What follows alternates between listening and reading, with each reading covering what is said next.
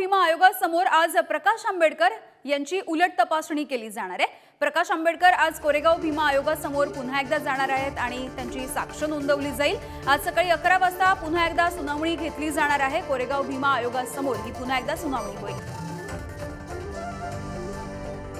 प्रकाश आंबेडकर आज या आयोगासमोर पुन्हा एकदा साक्ष नोंदवतील। याविषयी बोलूया, तुषार झरेकर आपल्या सोबत आहे। तुषार, काय अधिकची माहिती?